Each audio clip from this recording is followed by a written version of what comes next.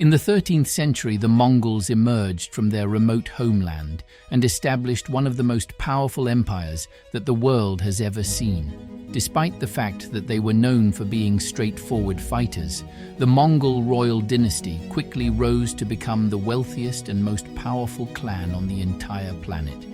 Beginning with felt tents and progressing to their magnificent palace city in Karakorum, the Mongol court concealed a wide variety of sinister secrets. Murder.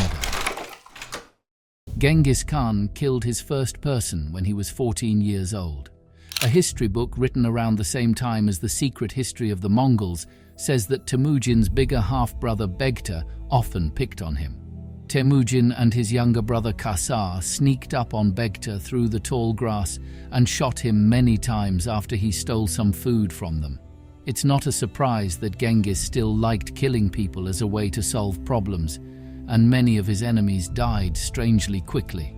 There was a very small case involving a famous Mongol wrestler named Buri. He had embarrassed Genghis's brother Belgutay in a fight before Genghis became emperor. According to The Secret History, after Temujin became Genghis Khan, he challenged Buri to a new battle. Buri was scared of the Khan's strength, so he did what he thought was safe. He let Belgutay throw and pin him. Genghis told Belgutay to put his knee into Buri's back and pull on his shoulder, which broke Buri's spine. The wrestler, who was paralyzed, was then taken outside and left to die, probably while he thought about his choice to quit in front of a ruler who didn't value cowardice. Executions. Genghis Khan limited the use of torture, but Mongol killings were often very bloody. It was thought by Guyuk Khan that Fatima, a powerful courtier, had poisoned his brother. To get Fatima to confess, Guyuk had her abused until her upper and lower orifices were sewn up, and she was rolled up in a sheet of felt and thrown into the river. For many years, the Mongols believed it was wrong to spill royal blood, so breaking was another common way to kill someone. When horses stampeded, they rolled up the Abbasid Caliph al-Mustasim in a carpet and crushed him to death. Catch Russian princes after the Battle of the Kalka River. The Mongols threw them under some floors and crushed them while they ate their victory feast. Genghis ordered that a Tangut ruler who had been caught be renamed Shidurk, which means loyal, and then he was crushed. This was done so that the ruler's spirit would have to work for the Mongols in the afterlife. The Persian nobleman, on the other hand, was dressed in felt, covered in sheep fat, and left to die in the hot sun. He was lucky. Intrigue. Even though the Mongols were thought to be tough, straightforward fighters, they liked plots just as much as anyone else, and the court often looked like a snake pit with different groups fighting each other. One of the first and worst events happened during Genghis's rule, when the shaman Teb Tengri started to try to take over as the most powerful person at court from the Khan's brothers. Teb Tengri first went after Kasar, the Khan's brother, saying that he had seen in a vision that Kasar would try to take power for himself. Genghis had Kasar caught right away, and it looked like he was going to put him to death. Genghis's mother, Hoylun, saved the day. After hearing that Kasar had been caught, she drove her cart through the night and jumped into the Khan's tent. Genghis was too shocked to say anything, so she untied Kasar, ripped off her coat, and asked her boys if they could recognize the breasts that had fed them. It took her yelling at Genghis all the way around the tent until the embarrassed Khan agreed to let his brother go. As soon as Hoylun died, the shaman moved again, taking the inheritance that should have gone to Temuge, her younger son. Because Temuge was upset, Teb Tengri's brothers beat him and made him beg the healer for his life. Borte, Genghis's wife, stepped in this time and warned that the healer might one day work against Genghis. Genghis then pulled off his old trick. He set up a wrestling match where Teb Tengri's back was broken. The healer was then left outside to die. Sex slavery. The Mongols weren't exactly feminists, even though many of their women rose to places of great power. If the Mongols caught foreign women on their travels, they either married them off or made them work as concubines. The Mongols also often asked people they ruled over to give them young maidens as payment. Botahui Tarhun, the Siberian queen who meant big and fierce, was one of the few people who could beat a Mongol army. She did this by tricking one of Genghis's generals into a trap. Later, a group of people beat the Siberians and caught Botahui Tarhun. He was married to a Mongol soldier and then disappeared from history. Some noble women did the best they could with what they had. Genghis took over the Merkids and gave their princess Toragine to his son Ogedei. Pretty quickly, she was more important than Ogedei's other wives. After he died, she ran the country for 5 years. Alcoholism. The Mongols were poor herders, so they didn't have easy access to booze. Most of the time, they drank fermented mare's milk, which wasn't very boozy and wasn't available all year. Genghis Khan, on the other hand, brought wealth to the area that had been poor before.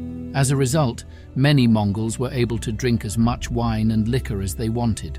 With this in mind, drinking had already become a major issue by the time Genghis passed away. Nobody was safe, not even the great Khan's family. At least 2 of his sons, Tolui and Ogedei, drank themselves to death.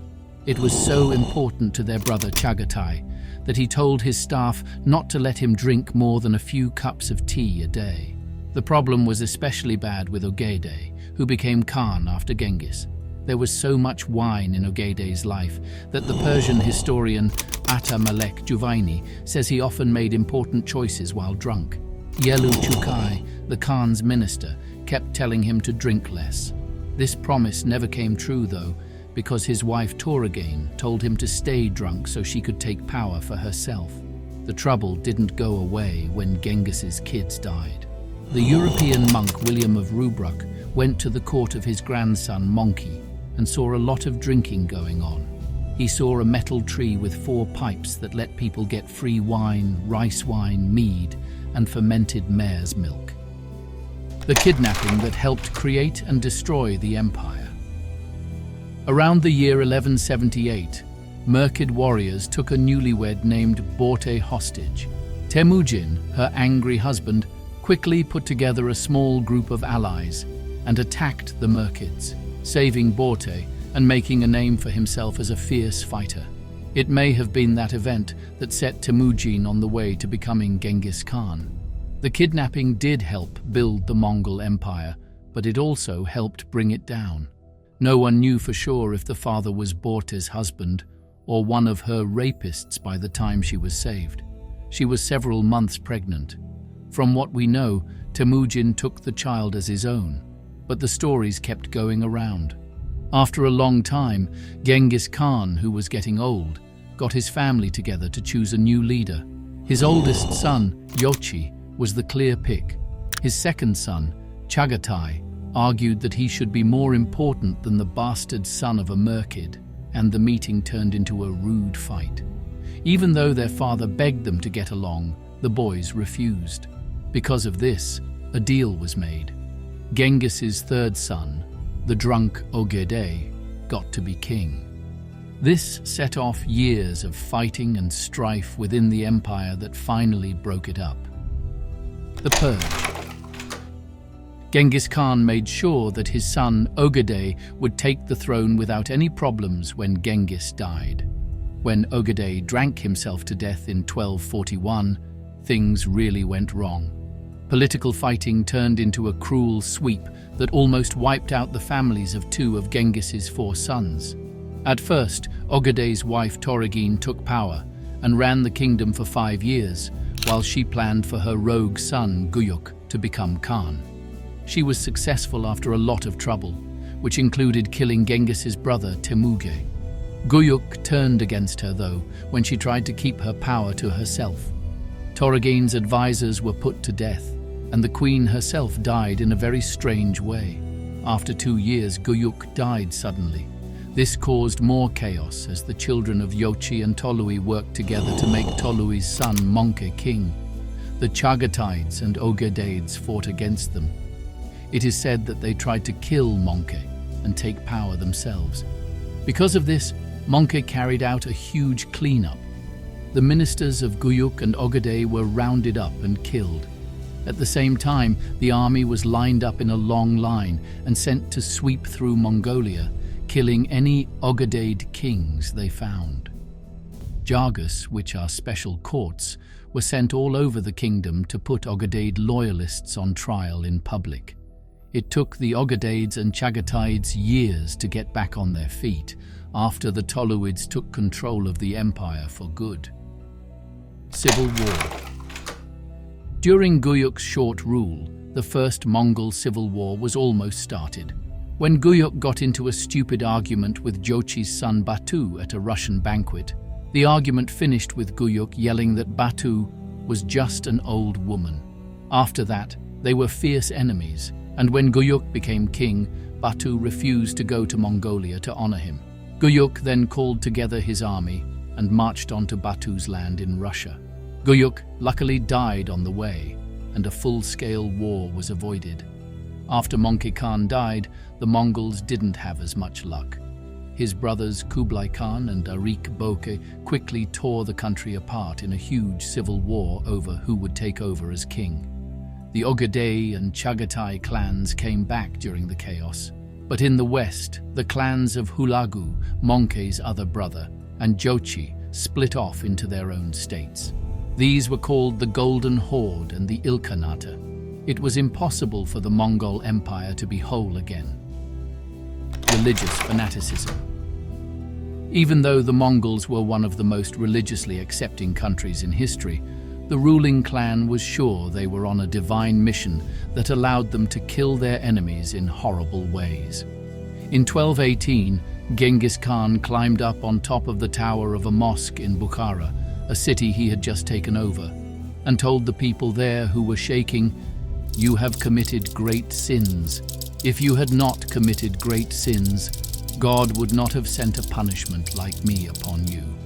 In a letter to Pope Innocent IV many years later, Genghis's grandson Guyuk said something similar. "Thanks to the power of the eternal heaven, all lands have been given to us from sunrise to sunset. If you do not obey the commands of heaven and run counter to our orders, we shall know that you are our foe." Möngke Khan, another cousin, wrote to King Louis of France and bragged, "In heaven there is only one eternal God, and on earth there is only one Lord, Genghis Khan. When by the virtue of the eternal God, from the rising of the sun to the setting, all the world shall be in universal joy and peace, then shall be manifested what we are to be." In another letter, Hulagu Khan said it all very well.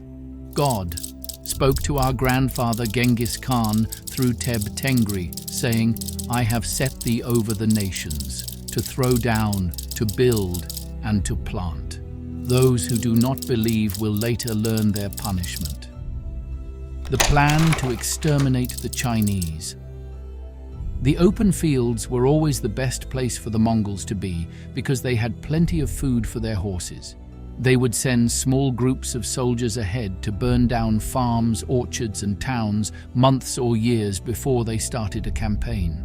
So, by the time the main Mongol army got there, the land was back to being farmland.